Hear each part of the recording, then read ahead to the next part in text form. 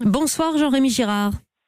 Bonsoir. Vous êtes président du SNALC, le syndicat national des lycées collèges. Vous êtes enseignant vous-même à Asnières-sur-Seine et nous avions envie de vous faire réagir quasiment immédiatement aux propos de Jean-Michel Blanquer. D'abord sur les ajustements possibles dont il vient de parler alors que la rentrée aura bel et bien lieu demain comme prévu, Jean-Rémy Girard. Nous, on veut bien qu'il y ait des ajustements éventuels, mais il faut les anticiper. C'est ce qu'on dit au SNALC depuis le mois de juillet dernier, quand même, c'est qu'on n'anticipe jamais rien. On nous dit, s'il se passe quelque chose, alors on verra, on fera des ajustements. Mais lesquels ? Enfin, nous, on est dans des collèges, dans des écoles, dans des lycées.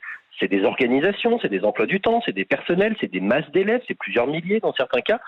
Il faut qu'on puisse s'y préparer, il ne faut pas qu'on les découvre comme ça a été le cas pour les ajustements en lycée au mois de novembre dernier, où ça s'est fait dans l'urgence pour deux raisons. Parce que, un, il y a eu une grève des organisations syndicales, et deux, que des lycéens filmaient ce qui se passait à l'intérieur de leur lycée. En fait, rien n'avait été prévu. Donc à un moment, nous on veut bien que si on s'aggrave, il y ait des choses mises en place, il faut nous dire lesquelles. Il faut que les chefs d'établissement, par exemple, s'y préparent avec leurs équipes. Alors, ils s'y préparent, notamment le gouvernement et le ministère de l'Éducation, à vacciner les enseignants que vous êtes, personnel en première ligne, comme les personnels soignants. Le délai vous semble-t-il un peu trop long ? D'ici à la fin du mois de mars, Jean-Michel Blanquer souhaite que vous soyez tous vaccinés.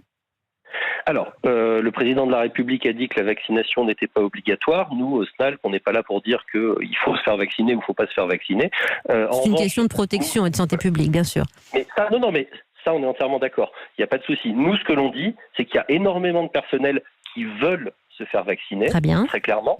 Et ces personnels-là, il faut absolument qu'ils puissent le faire le plus vite possible. Et qu'ils soient prioritaires, au sens propre. Mais oui, c'est ça, qu'ils soient prioritaires. Alors, on comprend qu'il y ait des étapes, on comprend qu'il y ait les personnes des EHPAD, c'est celles qui ont le plus gros taux de mortalité. Donc, on comprend que ce soit tout à fait logique de les vacciner les premières.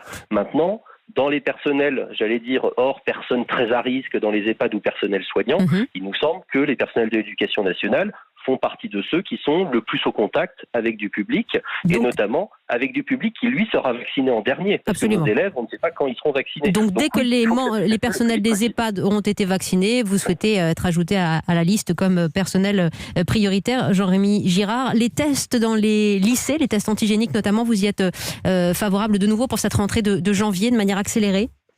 Ça fait plusieurs mois qu'on est favorable aux tests dans les établissements scolaires, mais à part en Île-de-France, dans un certain nombre d'établissements scolaires et très ponctuellement ailleurs, jusqu'à présent, on n'a pas vu grand-chose de ces tests. On l'a dit au ministère en décembre dernier.